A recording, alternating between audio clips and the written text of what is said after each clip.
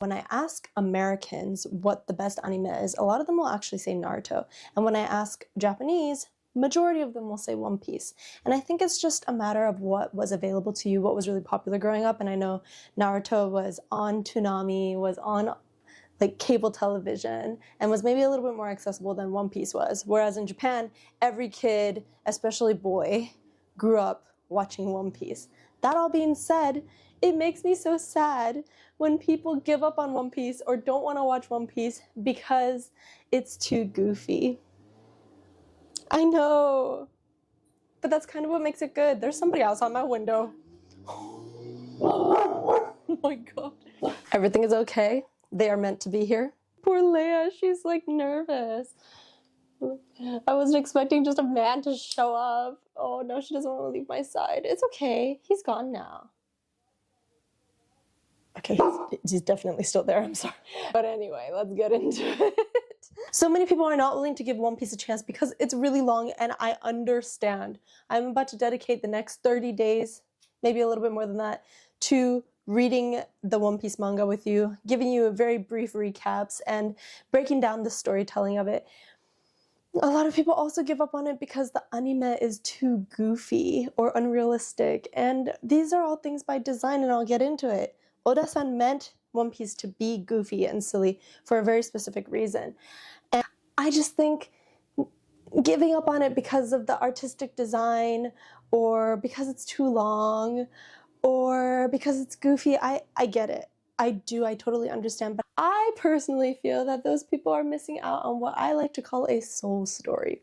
To me, there are some stories in the world that are written for market. There are a lot of stories, actually a lot of stories in the world right now that are just written for the sake of making a sale, for the sake of getting eyes on it. But these aren't the revolutionary stories that people get together and talk about. These aren't the stories that prompt people to make moves and changes in their lives, in their societies. Those stories are not a soul story.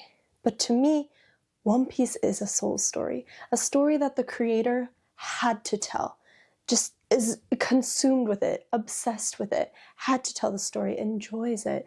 And not only that, but the story that he tells, his soul story, is also the kind of story that touches the souls of others, that moves you, that inspires you, that makes you feel things, that connects people, and contributes something positive to the collective human experience that we are all a part of. I am on a journey to study all of the greatest stories from Japan so that I too can write a soul story and so that I can become an author. I actually caught up in the manga to NES Lobby, but I really wanted to come back and start at the very beginning to break down the story and what makes it a good story. And also, I really just wanted to talk about it with you guys. I started doing a series like this many, many times, and I kept giving up on it because it is really overwhelming. One Piece is a huge commitment, but I started reading it alone, and I was like, this is not as fun as talking about it with you guys. So let's get into it, starting with Romance Dawn, which are the manga chapters 1 to 7. I'm gonna move you guys over here so I can look at my notes. One Piece was created by a young lad named Oda Eiichiro. And he actually was obsessed with Vikings. When he was growing up, he watched this animated TV show called Vicky the Viking, which was, I think, made in the UK or somewhere else in the Western world, and then was translated and adapted for the Japanese audience. He watched it, he fell in love, he was like, I fuck with Vikings. And on top of that, he realized at a young age he didn't want a real job. So his solution to that was to become a manga artist, which objectively is one of the hardest jobs. But you know what? I too don't want a real job, but I want a job doing what I love, which is technically a real job, but you get it. Also, this was the 90s, okay? You're supposed to, in Japan, work for Honda for your entire life. Becoming a manga artist technically probably was looked at as not a real job, but to him, that was his ticket to freedom. So he started drawing, I think, very seriously from the age of 4. And he would go on around 19 or 20 years old, submitting a collection of one-shots called Wanted to the Tezuka Awards for the Shonen Jump magazine. Shonen is a serialized magazine. It's basically a thick book full of manga that would be released every week. Kids will read it in the convenience store, kids will buy it and read it at home. I grew up reading Bibon, which is the girls' version of that, and it would always come with like a little gift, which was fun. And so he submitted to Shonen under a different name, and it won second place. Inside Wanted is a collection of one-shots. I believe it's 5 separate one-shots, including number 1, which was Wanted. I think it's a gunslinger western, and I believe Shanks is actually the main character. Number 2, God's Gift to the Future, which is sci-fi. And I'm curious because in my brain something peaked, and I'm like, God's Gift to the Future? Is that what the One Piece is? Number 3, Ikkiyakko. Oh, I think also God's Gift to the Future is sci-fi and futuristic. It plays with time travel and things like that, but I think it's actually set in like an old Japan and features a samurai, which became the foundation for the Wano arc. We have Ikkiyakko Monsters, which was recently, I think, developed into a Netflix adaptation. And then the last one being Romance Dawn Parts 1 and 2, which became the foundation of One Piece, especially the early chapters. I actually found Wanted on Amazon, so I'm going to do a video about that. So subscribe so you don't miss out on that one, and we can talk about more interesting One Piece things together. And in the future, once we're done with One Piece, other amazing stories from anime, manga, games, and Japanese literature. We have a long road ahead of us. Subscribe, like the video, talk to me in the comments. You know the deal. Why am I out of breath? He got the attention of Shonen Jump, which basically kickstarted his career. He worked as an assistant for other manga artists as well. I believe he worked with the creator of Rurouni Kenshin. And of course, would work as an assistant, would work his way up in the industry, but Shonen Jump had their eyes on this young man, and Oda-san had his eyes on Akira Toriyama, the creator of Dragon Ball Z, and he had a lot of wants and desires in his career. So, of course, he loves Vikings, which meant he wanted to write a story that had the theme of freedom. Vikings symbolized freedom for him, and I think as somebody who didn't want a typical job, freedom was probably a very strong theme in his own life as well. He wanted to be greater than Dragon Ball Z. He wanted to be greater than Akira Toriyama, but he didn't want to make Dragon Ball Z. He didn't want to make a copycat. He wanted to create, in his words, an adventure for the new generation. Not only that, he wanted to create the most fun adventure possible. In the mid-90s, when anime was becoming more gritty, you know, you were having main characters that were clever and witty and a little bit dark and playing with darker themes. He actually went the other direction, and he wanted to create something that was fun, goofy, and silly. And when kids read it, they were happy. So in writing Wanted, he introduces some themes that you'll see in One Piece as well, including your reputation is not necessarily the same as reality, and misunderstood criminals. Of course, we go into other themes that I'll go into: treasure, dreams, promises, and freedom. These are all very prominent themes from the beginning of One Piece. So let's get into the story. Now that you got the breakdown, the historical lore behind One Piece and the creator of One Piece, let's get into Romance Dawn, manga chapters 1 through 7. So you open up with the explanation of the world and what is happening. In this world, there was a man named Gold Roger who was the king of the pirates. He was the only one to have achieved it all: money, fame, power, and this was through attaining the One Piece, this mysterious treasure that, you know, when he was finally caught and executed by the Marines, the lawmakers in the world, he declared that this rumored treasure that gave him all the power, the fame, the riches was real, and that he hid it somewhere in the world. So he said, "Go forth. The world is about to witness a great era of piracy. Just how magical, how exciting. And then you get a time slip and you get introduced to little kid Luffy. And the humor starts. I feel like when you meet somebody and your sense of humor is the same, or you like their sense of humor, your instant connection. You want to spend more time with them. You love laughing together. And that's how I felt when I was reading One Piece. He is a goofy dude. And he likes funny, goofy humor. And you can see it in one of the very first early panels where Luffy, a little boy, he is hanging out with a pirate friend. A pirate crew has been hanging out in his village for about a year, using it as a base. And he became friends with the captain, red-haired Shanks. And he's just joking around. He's like, I'm gonna be a pirate too. And Shanks is like, no, you're not. The pirate world is a dangerous place and you're just a little kid. And so Luffy wants to show how serious he is, so he stabs himself in the face. And he's like, that doesn't even hurt.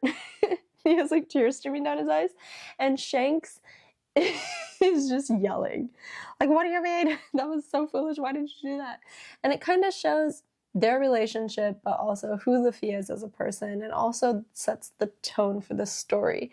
That there's going to be a lot of very serious things happening in the midst of comedy, or maybe comedy to make light of the situations, because Oda-san at the end of the day, remember, wants kids to be happy when they read it. Will that be true in the later chapters? I don't know. I know there are a lot of sad things to come. This is where Luffy from a young age decides that he wants to be the king of pirates. And this unrelenting goal will drive his actions and his thoughts and his words going forward through the story. He doesn't follow the rules, obviously. He kind of does what he wants. But more so, he follows what he believes is good. He's very pure. He doesn't overthink. He has no hesitation. He doesn't explain or feel the need to justify what he's doing, because to him his compass is solid, and also his values are very much solidified in this first chapter because he meets Shanks. Like I said, he's been hanging out with Shanks for a year. First, you see he's kind of like a goofy dude. You see him and Luffy have a very older brother, younger brother kind of relationship. Shanks is entertaining his want to be a pirate. He's like, yeah, like you could never, it's so dangerous out there. Maybe in 10 years, kiddo, sort of thing. They're just hanging out drinking in this bar. And then a bandit walks in. This bandit walks in and he asks for liquor, but there's no liquor because the pirates drink it all. So the bandit throws alcohol onto Shanks's face, which is a really dehumanizing, embarrassing, emasculating thing to do. Luffy sees this and wants Shanks to fight back. He's like, be a man, stand up for yourself. But Shanks just brushes it off and he's like, no biggie, it's not a big deal. He tells Luffy that maybe someday when you grow up you'll understand, but not everything is a reason to fight. This is important because he's teaching Luffy what is worth fighting for. I'll give you a hint, it's friendship. But this sets Luffy off, young Luffy, who is still naive, who still doesn't understand what it means to be a pirate or to be a man or to be a good person, is angry at Shanks. He's like, why? Why don't you stand up for yourself? You look so weak. He actually walks away from Shanks. In the English manga translation, he says, I'm gonna go look for a better role model. But in the Japanese version, he says, I need to get out of here before your weak rubs off on me. Which I feel is more powerful. Luffy sees Shanks as weak based on these actions. The next day, I think Shanks and his buddies are out. They also find out that Luffy ate a devil fruit, which is something that exists in this world that is rumored to be a cursed fruit, and that if you eat it, you will gain a power. Luffy gains a rubber body, but at the cost of not being able to swim, which kind of sucks if you want to be a pirate.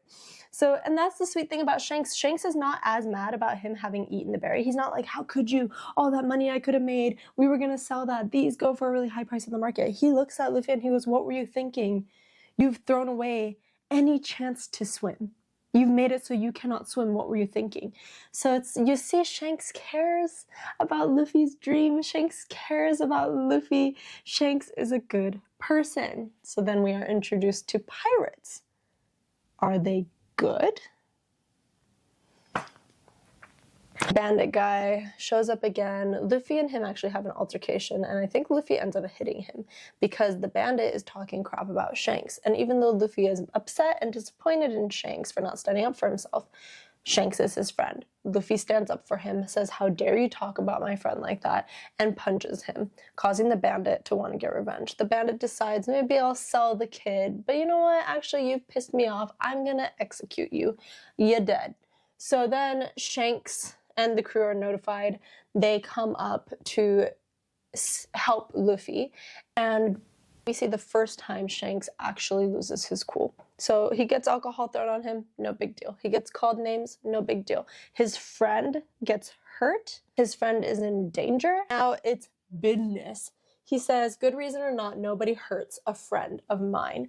And the entire group of bandits start charging him. The bad bandits start charging Shanks and his, I want to say first mate.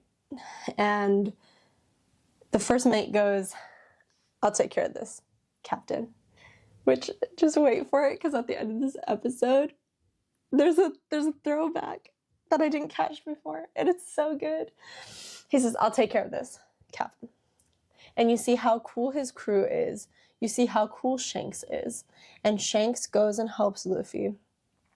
Basically, they defeat the bandit. He's really just a vehicle in the story to show how good Shanks is and to teach Luffy a lesson about morals and values and to set his foundation as a character going forward.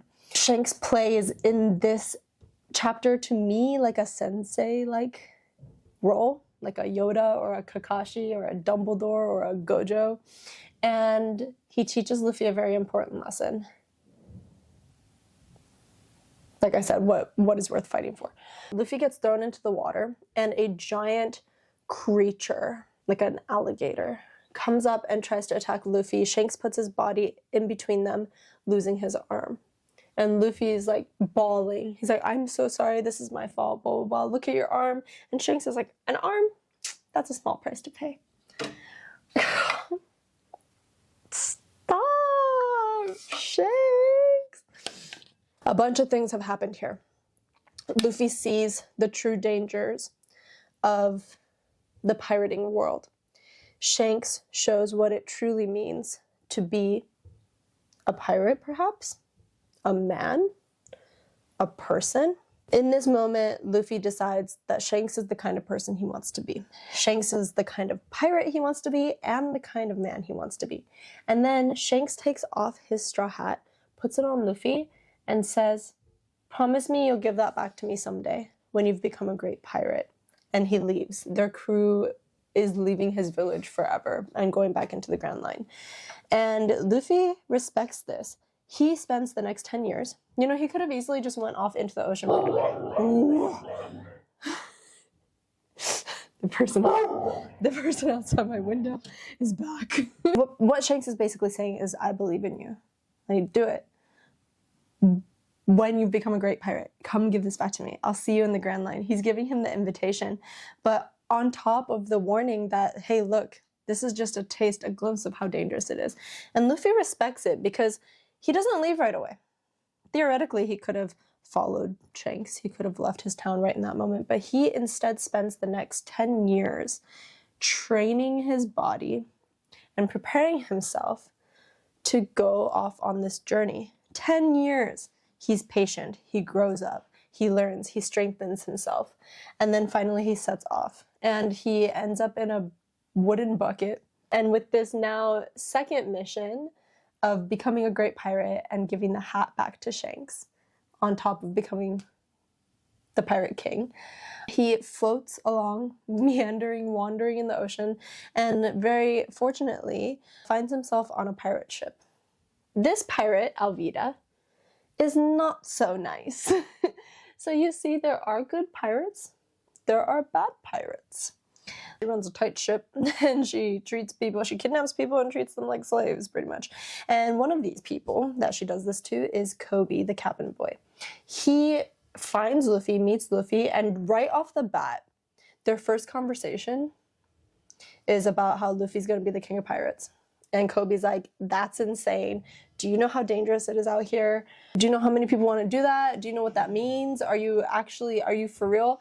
And Luffy just says, yeah, you know, I'm gonna do it. And if I died, at least I died trying. And this sparks Kobe to believe in his own dream. The delulu, the determination, the confidence that Luffy has in his own crazy dream prompts Kobe to be like, you know what? I have a dream since I was being a little kid. We're going to be enemies, but I want to join the Navy. I want to be a proper sailor. I want to be a good sailor. I want to join the Navy and fight the bad guys. And Luffy's like, cool. And that's it. Kobe decides that he's going to help Luffy. He has been building a wooden dinghy, a tiny boat, for the past 2 years, and gives it to Luffy, which is so powerful. I think when people really truly believe in a dream that they have for themselves, other people do want to support you. Yes, there will be people that are actively fighting against you. Maybe there are other pirates that also want to be the pirate king. Maybe there are people that gave up on their pirate dreams and are now trying to pull you down with them. Maybe they just don't like you. There are a lot of reasons. But there will be people like Kobe that hear your dream, and something about just how much you believe in yourself, something about just how determined and confident you are to do whatever it takes to make it happen, they will feel inspired to help you. And greater than that, they will be inspired to revisit their own dreams and go for it. Kobe was willing to give Luffy a boat and be like, you know, take this, get out of here. But Luffy actually helps Kobe leave too. And Luffy also says, you're going to be a sailor. You're going to join the Navy. As much as Luffy is confident, he is also generous. He believes in other people's dreams too. Going back to our dreams theme, also treasure and promises is a big one. Luffy's pirate hat is now a treasure linked to a promise. This hat becomes a treasure to him, something highly valued, something worth protecting. Luffy, through Alvida, heard about a bounty hunter named Roronoa Zoro. His name is so scary, it makes people shudder. It makes people flee the scene. And so Luffy's kind of like, this guy sounds kind of strong. I think I kind of want to ask him to be my crew member. So they go off and find him, and Zoro is being held captive on a marine base under the orders of Helmeppo, who is Captain Morgan's son. So we meet Helmeppo first. We actually see Zoro first.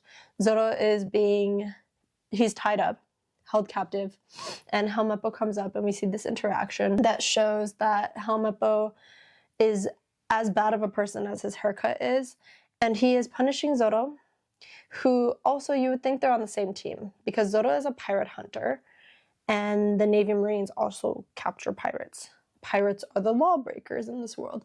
So you would think that a pirate hunter and a Navy Marine person would actually have the same goals and similar goals. So we don't know why Zoro is being held here. We just know that Helmeppo has promised to let him go if he holds out for 30 days without eating and being a prisoner. And he's doing a good job. You know, Zoro is also a very determined man. And then a girl comes in. A young girl comes in and she tries to feed Zoro rice balls seasoned with sugar, which is objectively not great. Helmeppo's like, this is disgusting. And anybody who helps Zoro is also a criminal, a fugitive in my mind. So he orders one of his goons to throw her over the fence, get her out of here. He does not treat children very well. So this gives us a glimpse to who Helmeppo is as a person. And I think that is really an easy way, if you're a storyteller, hurt animals, hurt the elderly, hurt children, hurt the innocent and the pure characters, and that will show your true colors. Helmeppo, you are not a good guy. So she gets thrown out. Helmeppo laughs at Zoro. The rice balls get thrown on the floor, and Helmeppo leaves. Luffy jumps the fence, and he comes up, And Zoro asks Luffy to feed him the rice balls. And not only that, he tells Luffy, I ate every bite and it was delicious, which is probably a lie. Yeah, I know he's hungry, but he probably said that so that she would feel good. So we see how Meppo treats kids bad is bad. Zoro treats kids well is good. Luffy and Kobe end up going back to the village. They find out through the girl that Zoro is being held captive because Helmeppo is causing chaos in the village. He is sending his dogs to terrorize the citizens and the villagers, and everybody's very, very scared of his dad, Captain Morgan. So Kobe's kind of like, that's kind of weird because people are as afraid of Captain Morgan as they are of Zoro. So he kind of has a weird vibe about why are people so afraid of the Navy personnel here.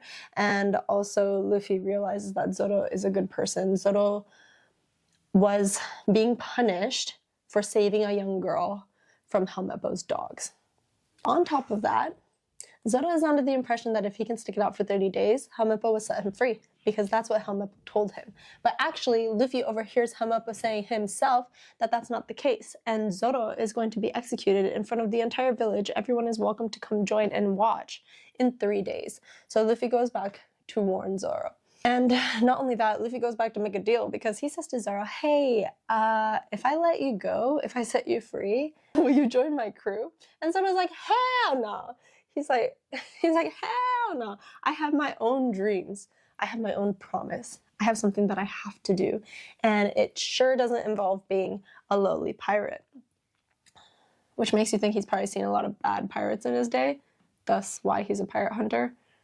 Which is probably why he doesn't want to be a pirate. So he's got his own reasons. He also explains that his swords were taken away by Helmeppo and that they're up in the base. And so Luffy's like, okay, I'll bring the sword to you. And then you'll have to join my crew. So you can tell here he has some kind of a dream. His treasure probably has to do with the sword. And you see this in a flashback. So we see Zoro with a childhood friend, Kuina. He was a part of a sword training school. The teacher of the school's daughter was a young girl named Kuina. And they would fight each other. Zoro was the best in the school. He was beating the adults. But one person he could never beat was Kuina, a girl. And this enraged him. He's like, wah, someday I'll beat you. I'll be better than you. And then I'll become the greatest swordsman ever. And she's like, that's nice. You're really lucky. I want to be the greatest swordsman too. But biologically speaking, and she says her father told her this, there will come a time when Kuina is just not as strong as the other boys are. And there will come a time where Zoro will naturally beat her. She's like, you're lucky you're a boy. So he decides that he's going to set sail and become the greatest swordsman in the world because he doesn't want to lose to Kuina. And then he tells Kuina, let's both do our best. Let's make a promise to each other and have one final fight with each other to get the title of the greatest swordsman. In young Zoro's mind, he's going to go off to become the greatest swordsman. She's also always going to be a little bit stronger than him because that's how it has been. He respects her. He sees her as a great swordsman. And someday they will fight for the title and he will beat her. And that's his dream. But then she dies.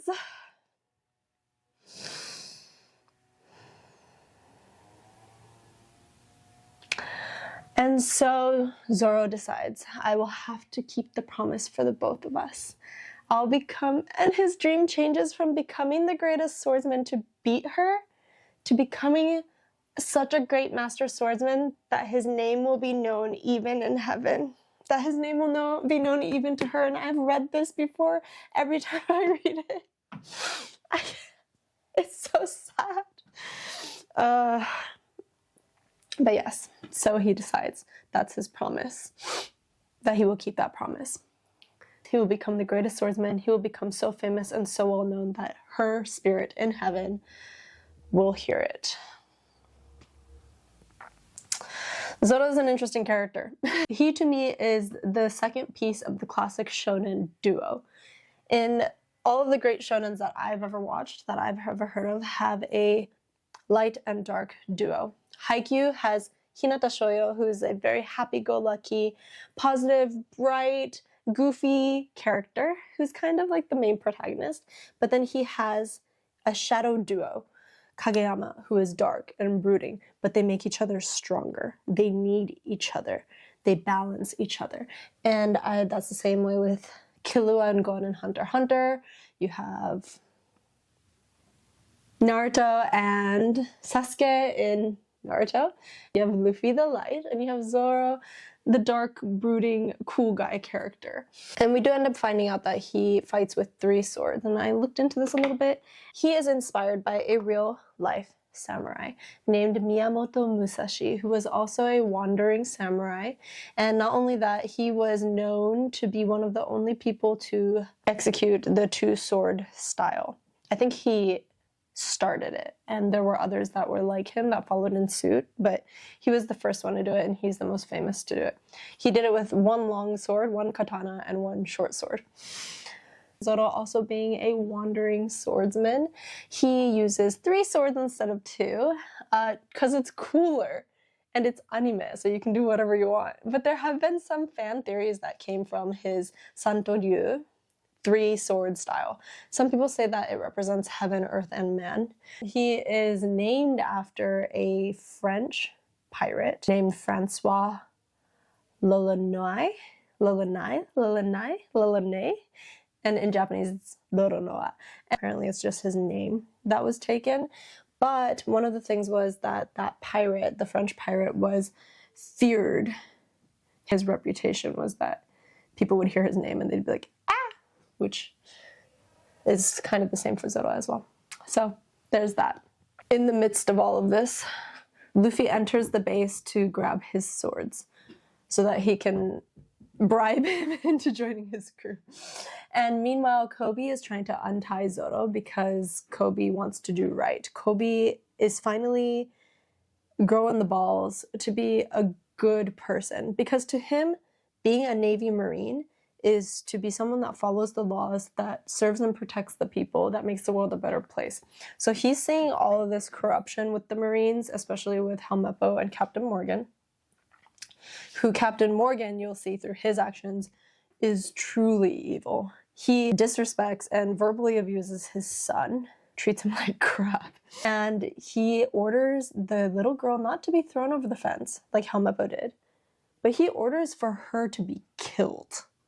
And even the people that follow him are hesitant. They're like, I can't do that. Like, that's wrong. And he's like, everything I say is right. So, you know, are all the Navy Marines like that? Are these just a couple of bad eggs? I don't know. All we know is that Kobe definitely wants to do better. And good for him. Luffy makes it back to Zoro with his swords. Zoro is free. Right at the point where Captain Morgan's goons are rushing them and they're about to get attacked. Helmeppo actually holds a gun up to Kobe and threatens Kobe's life, and Luffy is dealing with that, very confidently so. But Luffy doesn't know that behind him, Captain Morgan is raising his axe hand to get rid of Luffy. But just in the nick of time, Zoro takes care of it and takes out Captain Morgan. And Luffy says, Zoro. And Zoro says, no sweat, Captain.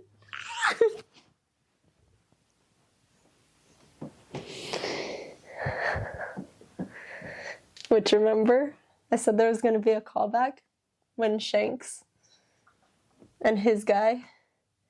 And so you see, just like Shanks and his crew member and the trust they have and the strength they have together, you see the beginnings of the trust, the friendship, the strength that Luffy will have with his crew members, starting with Zoro. So that's Romance Dawn. I know it was long, and I'm sorry I had so much to say, but it really set the tone for the rest of the story. I'm really excited to see in what ways Oda-san explores the morality of the characters. Is there a clear good versus evil, or is everybody morally gray, or does everybody just have the freedom to go for their dreams? Let me know what you thought in the comments. I'm gonna have to figure out how I'm gonna fit the story of One Piece on a board like this, but I really liked having all of my notes. I love looking at the manga panels of the scenes that were really impactful to me, and I enjoyed sharing that with you guys. Like I said, I'm also writing books inspired by Japanese stories, so if you want to see sneak peeks or if you'd like to support me as a creator, I have my Patreon. I will also be doing live updates on my Instagram, and I'll be back here on YouTube hanging out with you guys in the comments. So I'll see you in the next video. Bye!